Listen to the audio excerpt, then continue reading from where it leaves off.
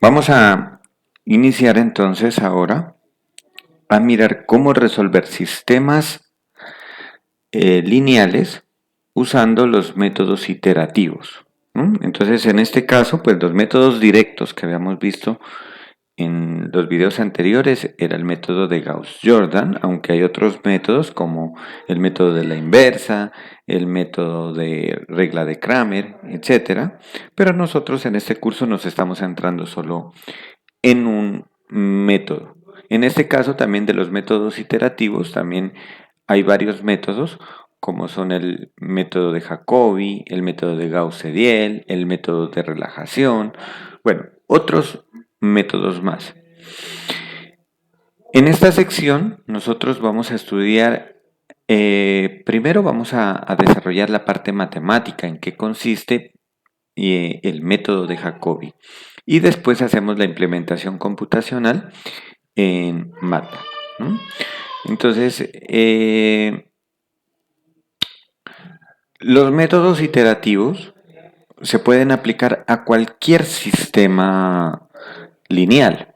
Entonces, por lo tanto, pues considero, de manera personal, considero que con conocer uno de los métodos iterativos es suficiente, aunque algunos sistemas, por ejemplo, los sistemas que habíamos visto en el video anterior, que eran los sistemas mal condicionados, puede pasar de que no se comporten de la manera como nosotros necesitamos, o mejor dicho, que no se comporten como nosotros esperamos a la hora de encontrar la solución, ¿no? Entonces ahí pues hay otros métodos alternativos, como lo había dicho antes, el método de relajación, el método de Gauss-Seidel, que ustedes los pueden consultar en los referentes bibliográficos de esta asignatura.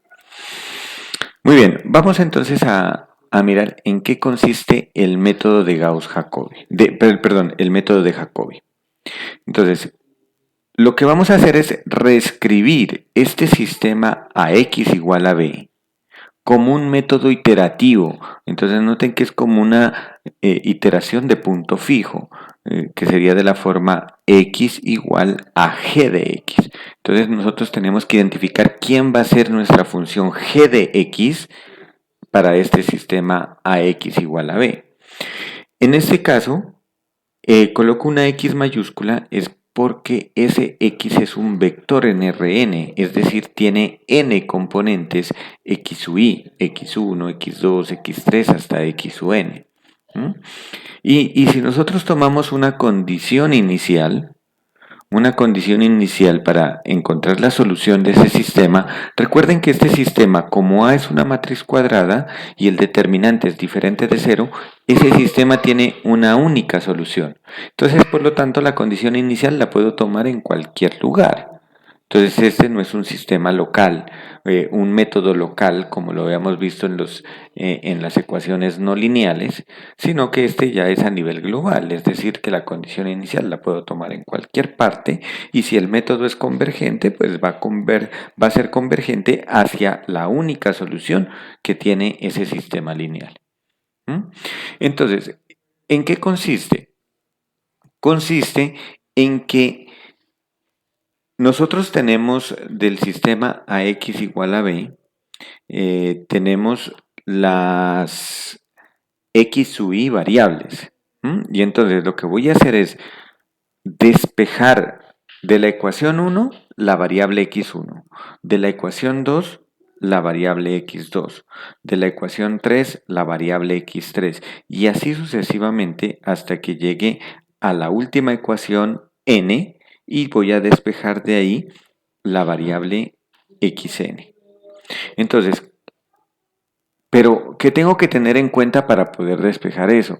Tengo que tener en cuenta que la ecuación y, en este caso, para la variable xy, la ecuación y, el coeficiente de esa variable tiene que ser diferente de cero. Noten que el coeficiente siempre va a ser la componente a sub i. Entonces, tengo que tener en cuenta eso, que el coeficiente sea diferente de cero.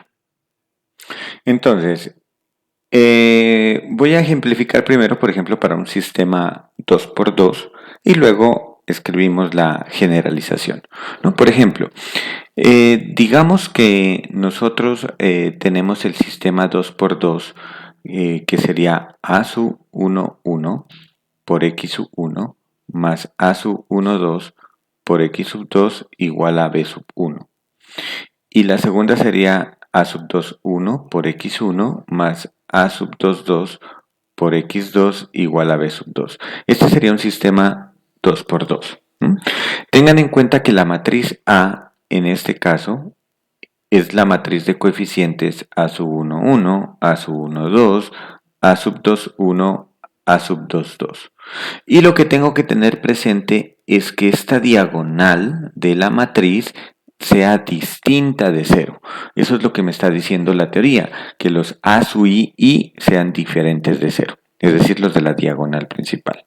¿Qué pasa si en una matriz 1 de la diagonal principal es igual a cero? Entonces lo que hago es operaciones sobre filas, es decir, intercambio filas de la matriz y sé que lo único que tengo que hacer es, por ejemplo, la ecuación 2 la paso como ecuación 5 y entonces con eso ya obtengo la diagonal principal distinta de cero. Entonces, ese es el primer paso que tengo que hacer, verificar que la matriz de coeficientes, su diagonal principal es distinta de cero.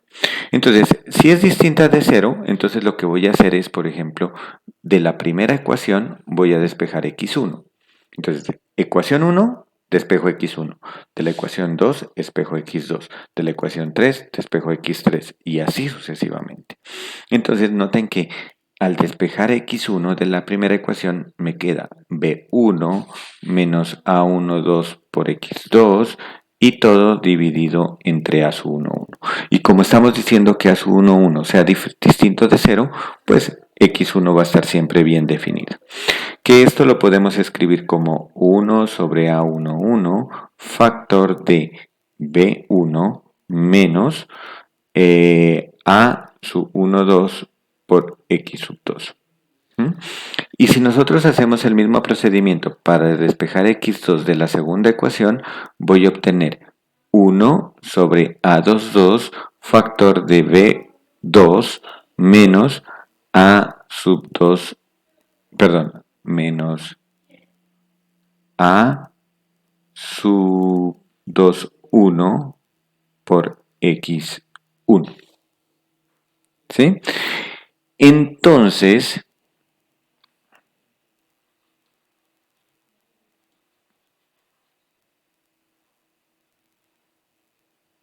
voy a dejar eso ahí y voy a copiar el siguiente.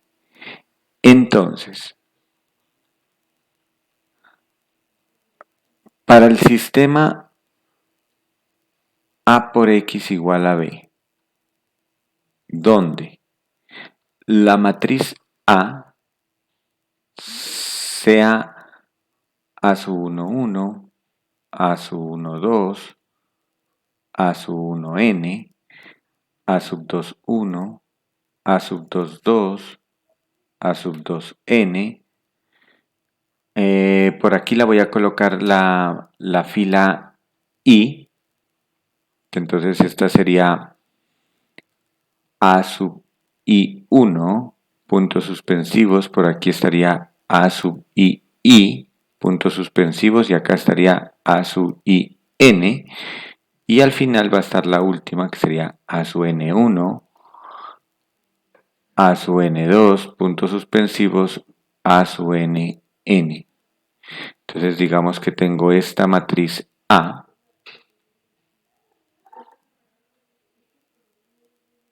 Para esta matriz A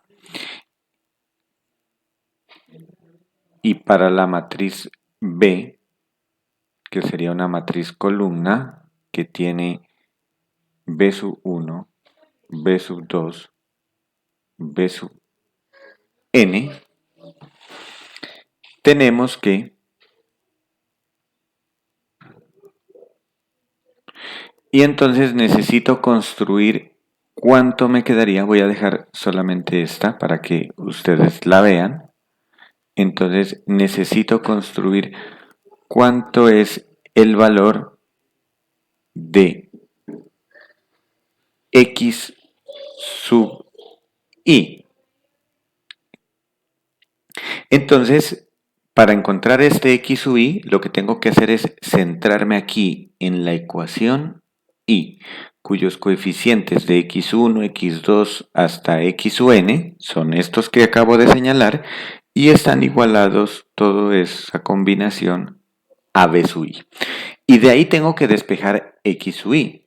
Entonces, x sub i me va a quedar igual a, bueno, voy a colocar esta i con otro color para que ustedes miren, para que no confundir los subíndices, ¿no? Entonces tengo x sub i igual.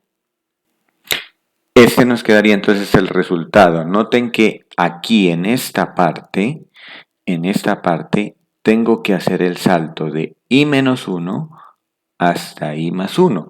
¿Por qué razón? Porque estoy despejando este término, el a sub i por x i. Entonces ahí es donde hacemos el salto. ¿Mm? Muy bien, pero noten que esto yo lo puedo escribir de esta forma. 1 sobre a sub i factor de b sub i menos, y yo puedo factorizar todo ese signo menos, y entonces lo que me va a quedar es una suma. Entonces, ¿qué suma me va a quedar? Pues me va a quedar la sumatoria desde i y desde j. Voy a colocar ahora una j aquí. Desde j igual a 1 hasta n, desde los a sub ij por xj. ¿Mm? Pero tengo que tener presente que no puedo tomar i igual a j, porque es precisamente aquí donde tengo el salto. Cuando i vale j, cuando el j vale i, entonces ese no lo tengo en cuenta. Entonces aquí es b sub i menos la suma desde los j igual 1 hasta n con los i diferentes de j de los a sub ij xj. ¿Mm? Y ese será entonces nuestro valor para x sub i. En este caso, este i va a variar desde 1 hasta n. Toda esta parte es muy importante para cuando nosotros vayamos a hacer la programación en MATLAB. ¿Mm? Entonces, y con ello se obtiene la fórmula iterativa, se obtiene la fórmula iterativa. Entonces, ¿qué fórmula iterativa vamos a obtener? La voy a colocar de esta forma, con X mayúscula, y aquí entre paréntesis voy a colocar K más 1, que este es el XK, que X en K más 1 que habíamos hecho en las ecuaciones no lineales, sino que lo voy a colocar como un superíndice con paréntesis para representar que es la iteración K más 1. ¿Y quién es XK más 1? Pues no es más que la función g evaluada en la iteración xk. Bueno, y vamos a definir quién es la función g para nuestro caso, con k desde 0, 1, 2 hasta llegar a la componente n. ¿Mm? Entonces, esta sería la fórmula iterativa, donde la función g de xk pues son las componentes x sub 1 en k más 1, x sub 2 en la iteración k más 1, puntos suspensivos, x sub n en la iteración k más 1. ¿Mm? Con, y entonces definamos quién es x sub i, con la iteración k más 1. Entonces, ¿quién va a ser x sub i con la iteración k más 1? Con, a ver, yo creo que no me alcanza, lo voy a escribir acá centrado. X sub i en la iteración k más 1 será 1 sobre a sub i multiplicado por b sub i menos la sumatoria desde j igual 1 hasta n de los a sub i j por x sub j elevado a la k. Y tengan en cuenta aquí que i debe ser diferente de j. En este caso, i varía desde 1, 2 hasta llegar a n. Y el k, que son las iteraciones, empiezan desde 0, 1, 2 y vamos a colocar acá un m, ¿no? Yo creo que había puesto n arriba, vamos a cambiarle que el k llega hasta m iteraciones. Y entonces, noten que la función g es una función vectorial lineal, porque es simplemente un vector, x1, x2, x sub i, donde este x sub i en la posición k más 1, pues va a ser la fórmula iterativa que habíamos visto arriba, de despejar x sub i de la ecuación i. Y lo que voy a hacer es reemplazar los valores de x con las condiciones iniciales que tenía. Pues yo tengo que partir con la condición inicial cuando k vale 0, entonces reemplazo los valores de los xj en la posición inicial, en la condición inicial, y al reemplazarlos aquí me dan los valores de x sub i ya en la siguiente iteración. Entonces, este método genera la sucesión, una sucesión de vectores. Entonces, ¿qué sucesión nos va a generar? Pues partimos del vector inicial, luego generamos x1, luego generamos x2 y al final, cuando k vale m, generamos x en la posición m más 1. ¿Y qué es lo que esperamos? Que x en la posición m más 1 sea un valor cercano a la solución x. Entonces, la cual converge a la solución x asterisco. ¿Quién es x asterisco? Pues recuerden que en un sistema ax igual a b, pues es la inversa de a multiplicada por b, ¿no? Ese sería, en nuestro caso, x asterisco. Muy bien. Entonces, ahora lo que vamos a hacer es ejemplificar toda esta parte teórica con el siguiente ejemplo. Entonces, vamos a resolver el siguiente sistema lineal. Lo vamos a hacer un sistema 3×3 por este método de Jacobi. Entonces, el sistema es el siguiente. Muy bien. Entonces, a este sistema lineal, 5x menos 3y más z igual a 5, 2x más 4y menos z igual a 6, 2x menos 3y más 8z igual a 4. Y con la condición inicial que x vale 1, que y vale 1 y que z vale 1. Es decir, que estas son las condiciones iniciales x sub 0, y sub 0, z sub 0. ¿Mm? Entonces, ustedes se preguntarán, pero ¿para qué vamos a complicar el proceso en este sistema 3x3 con el método de Jacobi si yo este sistema lo puedo resolver por Gauss-Jordan? La respuesta es sí, este sistema ustedes lo pueden resolver por Gauss-Jordan. Pero tengan en cuenta esto, si nosotros, por ejemplo, tenemos un sistema de este tipo, donde digamos que la matriz A es una matriz de tamaño 100%, tiene 100, un sistema de 100 ecuaciones con 100 variables, el método de Gauss-Jordan lo que hace es encontrarnos la inversa de la matriz multiplicada con B.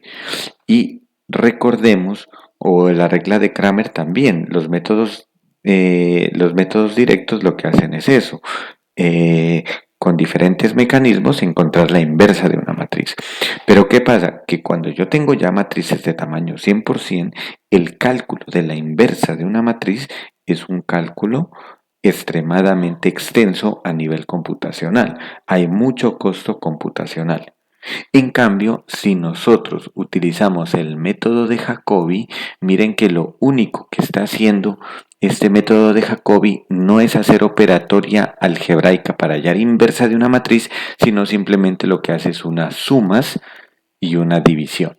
O sea, hace una suma aquí dentro del paréntesis y el resultado lo divide entre un valor diferente de cero. Entonces, por lo tanto, ahí no importa si el sistema es de tamaño grande, el, el cálculo de la solución, pues va a ser siempre un valor con un costo computacional más bajo, ¿no? En este caso, pues yo estoy resolviendo un sistema 3x3, pero es simplemente para ejemplificar la teoría del método de Jacobi. Ustedes les queda el ejercicio ya de hacer una función llamada Jacobi en MATLAB, que la cual resuelva ya un sistema de cualquier tamaño, ¿no? Puede ser 3x3, 2x2, en general de tamaño n por n. Entonces vamos a resolver este sistema, vamos a resolverlo con esta condición inicial hasta bueno, con esta condición inicial, obteniendo al menos, coloquemos que obtengamos, eh, digamos que obtengamos al menos un decimal correcto. Un decimal correcto.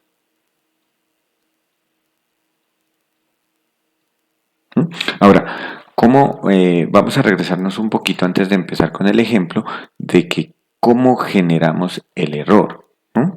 Entonces, el error, pues lo que vamos a hacer es calcular quién es la aproximación de la matriz B.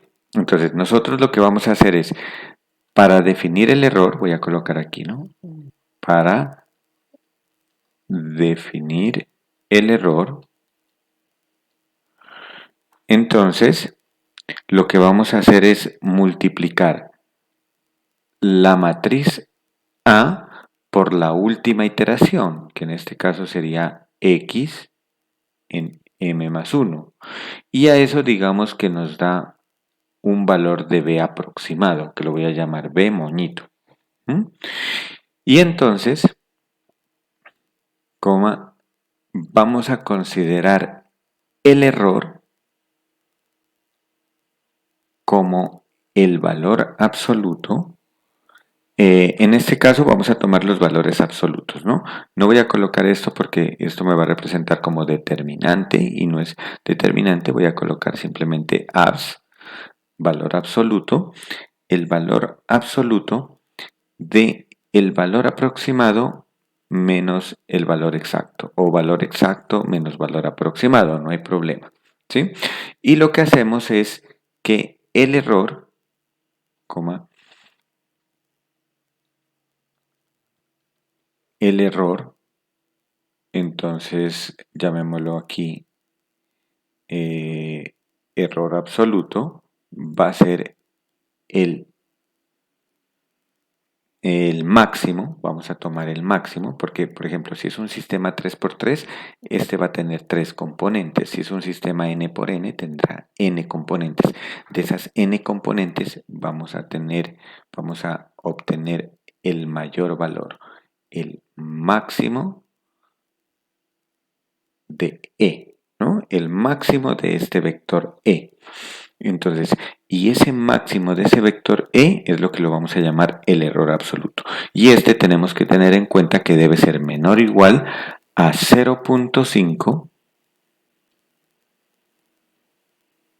multiplicado por 10 a la menos K. Y entonces aquí estamos considerando con K decimales correctos.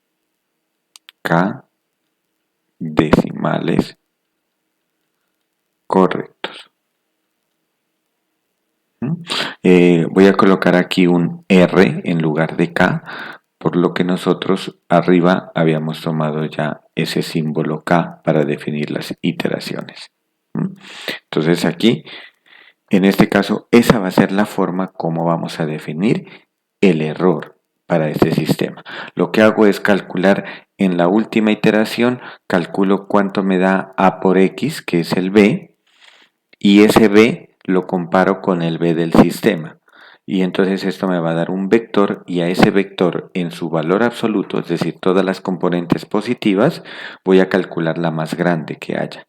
Y esa más grande me va a permitir definir que es el error absoluto y cuando el error absoluto sea más pequeño que 0,5 por 10 a la menos R, es donde ya voy a tener R decimales correctos.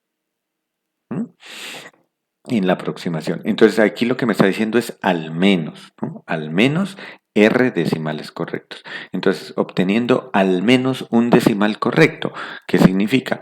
Que esto significaría entonces, según lo que acabamos de ver, significa que el error absoluto, que sería el máximo entre el valor absoluto de B menos B moñito, entonces, que este sea más pequeño que 0.5 por 10 a la menos 1.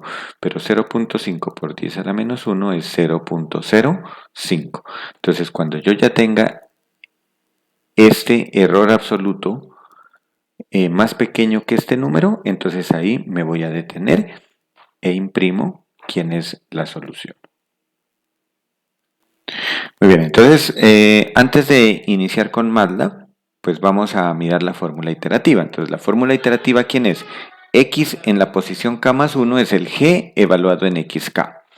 Pero G de XK, habíamos dicho atrás que era XK más 1, YK más 1 y ZK más 1. ¿No? Donde el K empieza desde 0 hasta llegar a una iteración M, que es la que nosotros vamos a considerar, donde el error tiene que ser más pequeño que 0.05. Entonces, ¿quién es XK más 1? Pues noten que para encontrar XK más 1 lo que debo hacer es despejar X de la primera ecuación. Si yo despejo X de la primera ecuación me queda un quinto factor de 5 más 3Y menos Z. Entonces simplemente le coloco acá como superíndice K para decir que estamos iniciando. Si ustedes repiten el mismo procedimiento, entonces tenemos YK más 1, ZK más 1. Y entonces, y bajo esta condición inicial, con 1, 1, 1, vamos a generar y generamos la sucesión. Entonces, ¿qué sucesión se va a generar? Entonces, se va a generar la sucesión. Primero, el X0, Y0, Z0, que sería, voy a colocarlo aquí, X0, Y0, Z0, que este sabemos que es el 1, 1, 1. Luego vamos a generar el X1, Y1, Z1. ¿Cómo generamos este valor? Pues reemplazo lo que vale X0, lo que vale Y0, lo que vale Z0, que en estos casos son 1, en estas fórmulas iterativas aquí. Y al simplificar esto, los valores que me dé de x, de y y de z serían los valores de x1, y1, z1. Para encontrar los valores de la segunda iteración, x2, y2, z2, entonces lo que hacemos es reemplazar ahora no los valores de x0, y0, z0, sino los valores anteriores, x1, y1, z1. Y por esa razón es que estos métodos se llaman métodos iterativos.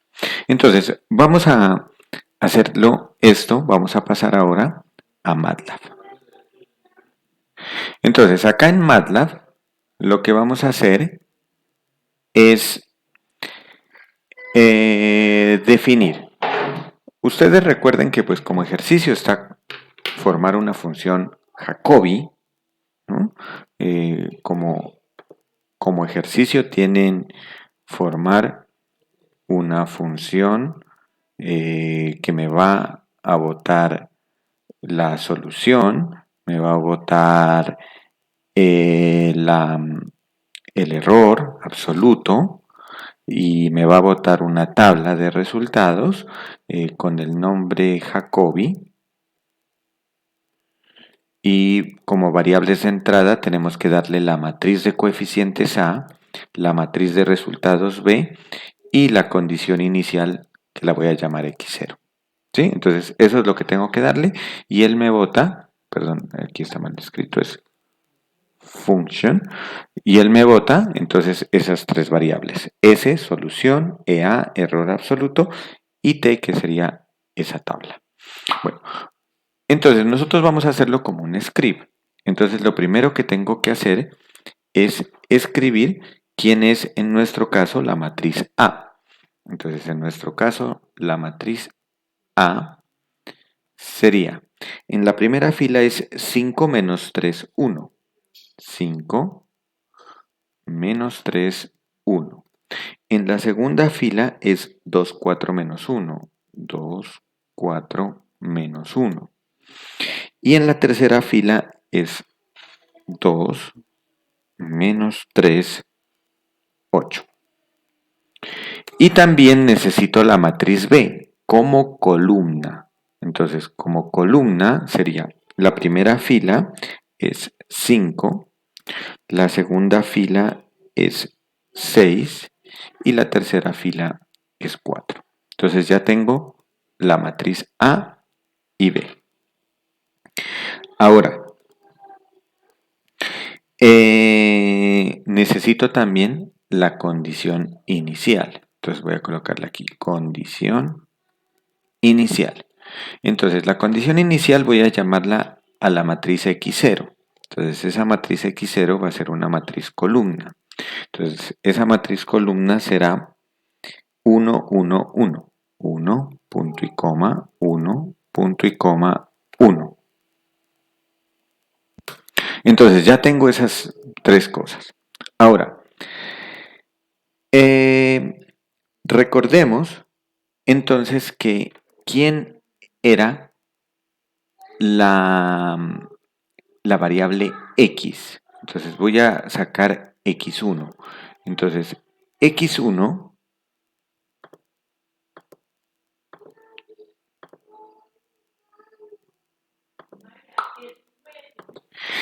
entonces x1 aquí para encontrar x1 noten que es 1 sobre 5, pero en este caso ese 5 es la entrada 1, 1 de la matriz A, ¿no? Y factor de este otro 5, pero este otro 5 es la entrada B1 de la matriz B, ¿no? La entrada 1, 1 de la matriz B. Ahí sigue menos, seguiría de fórmula menos la entrada, este 3, que sería la entrada 1, 2 de la matriz A, y luego seguiría menos la entrada 3, 1, perdón, 1, 3 de la matriz A, ¿no? Entonces, todo esto pues vamos a trabajarlo en MATLAB, pero con entradas. Entonces, vamos a hacerlo. Entonces vamos colocando aquí, voy a colocar la primera, perdón, a ver, iteración 1, mejor colocamos aquí, ¿no? De nombre. Iteración 1. Entonces vamos con la primera iteración. Entonces vamos a calcular x1. Estoy colocando minúscula, ¿no? x1. Entonces, x1, ¿quién es x1? Entonces, x1 es ese 1 sobre A11 lo voy a colocar al final, es decir, coloco primero lo que está dentro del paréntesis y al final multiplico por 1 sobre A sub 11, que es lo mismo que decir dividir entre A en la posición 1, 1. Entonces aquí estoy dividiendo entre este 5, entre la posición A11. Entonces, aquí dentro tengo que colocar el B1, que sería el B en la posición 1, 1,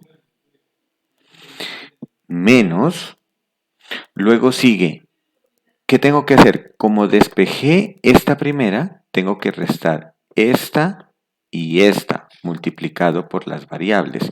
Entonces sería A en la posición 1,2 multiplicado por, y aquí es, noten que aquí es 5x menos 3y, entonces acá me queda, este me quedaría más 3 y aquí debo multiplicarlo por y, pero el y es de la condición inicial, voy a tomar esta segunda componente, entonces lo multiplico por el vector x0 en la posición 2,1.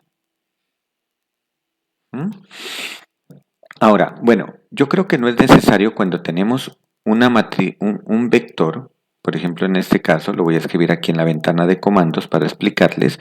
Cuando yo tengo un vector, como por ejemplo voy a colocar números diferentes, 1, 2, 3, o sea, coloco este vector y yo digo x0 en la posición 2,1, él me bota el 2, pero es lo mismo que decir x0 en la posición 2 y él ya automáticamente sabe que como es un vector columna, lo va a identificar ese elemento.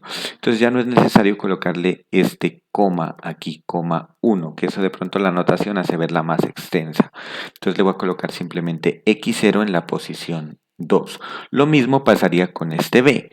El b me quedaría b en la posición 1. Entonces miren que x1 sería b en la posición 1 menos a en la posición 1, 2. Es así porque es una matriz multiplicada por x0 en la posición 2 y debo restarle también el a en la posición 1,3 multiplicado por el x0 en la posición, entonces aquí tengo que ver como este es z, entonces z está en la posición 3 de la condición de x0. Entonces aquí 3. ¿Mm? Y aquí tenemos el valor de x1. Nosotros previamente ya lo habíamos hecho, ese valor, y nos había dado 1,4. Entonces comprobamos aquí que efectivamente nos da ese valor. Ahora, para encontrar el valor de la variable y, entonces noten que voy a cambiar simplemente, que lo voy a llamar y1, voy a cambiar aquí posiciones, entonces ya sería el b, sería, nosotros lo habíamos hecho allá y era un cuarto, o sea, el cuarto es la posición 2,2 de A, entonces acá lo voy a colocar el 2,2, voy cambiando. Y ahora un cuarto por 6. Ese 6 es la segunda posición de B. Segunda posición del vector B. Menos 2x. Entonces, el menos 2 es la primera posición de la segunda columna, es decir, este elemento, que ese sería la componente 2,1, multiplicado por la primera componente de la condición inicial, porque es el valor de x, menos, entonces como estoy en la ecuación 2, esta fila 2 se mantiene fija.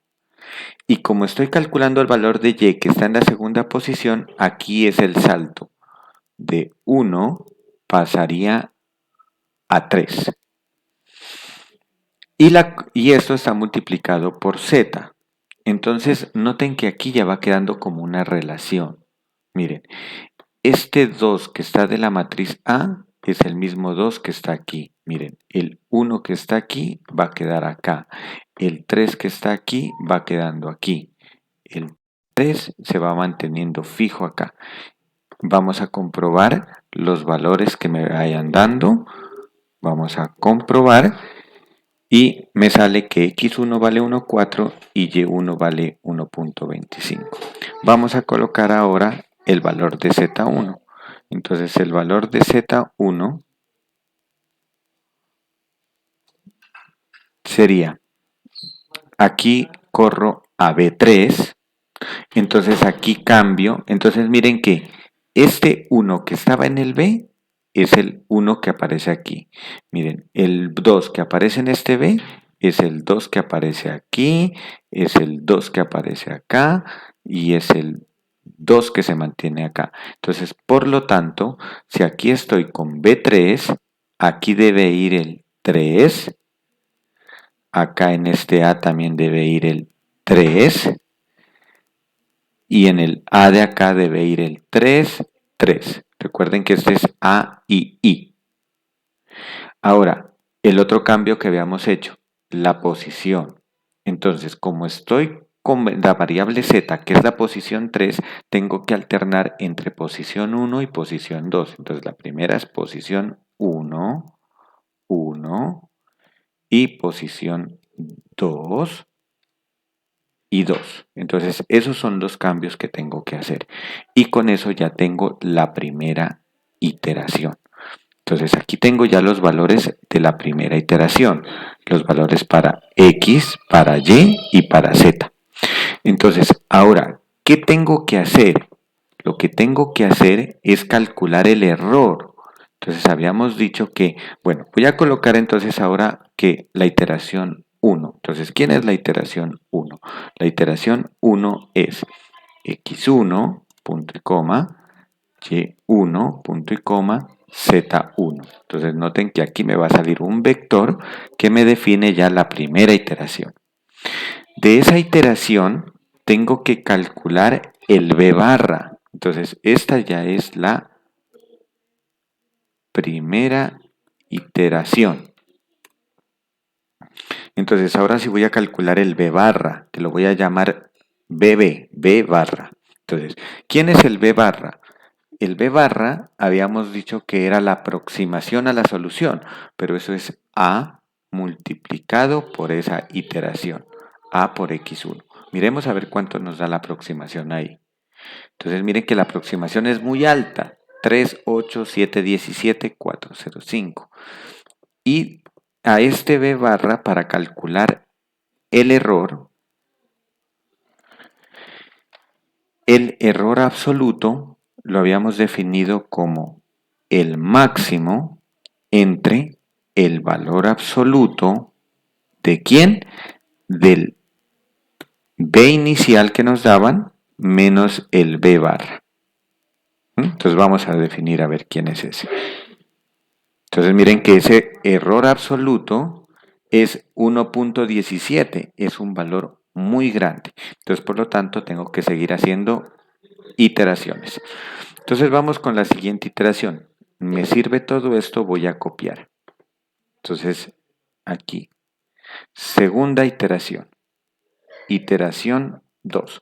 Pero para empezar la iteración 2, para que no se me dañe, lo que voy a hacer es la iteración x1 que tenía, que el valor que había tenido, lo voy a llamar el x0 para que empiece de nuevo. Entonces aquí lo que estoy haciendo es restableciendo el código. El x0 ahora lo tomo ya como el x1 que obtuve. Y vuelvo a repetir. Y entonces vamos a generar el error. A ver, miremos el error cuánto nos dio. El error ya bajó, miren, bajó a 1,33. Necesito otra iteración. Entonces vamos a colocarle punto y coma y voy a copiar todo esto. Entonces miren que este es un método iterativo, lo que tengo que hacer es simplemente ir copiando y pegando, ¿no? Ustedes pues esto lo pueden hacer con un for, por ejemplo, ¿no? Para que haga este mecanismo iterativo, o con un while. Entonces vamos con la iteración 3, vamos a mirar cuándo terminamos. Iteración 3, aquí tengo el error, voy a quitarlo para mirar a ver cuánto me da. Miren que el error ya es de 0,18. Habíamos dicho que tiene que tener un decimal correcto, menor a 0,05. Entonces, continuamos. Esta sería la iteración 4, creo que sigue. Iteración 2, iteración 3, iteración 4. Yo lo había probado previamente y son 6 iteraciones. Entonces vamos aquí, iteración 5. Les voy a mostrar en la iteración 5. Noten que ya el error en la iteración 5 es de 0.02. Aquí ya tenemos, ¿no? Iteración 5, 0.02. Entonces ya son 5 iteraciones nada más. Voy a hacer una tercera iteración, a ver, para mirar. Una sexta iteración, perdón.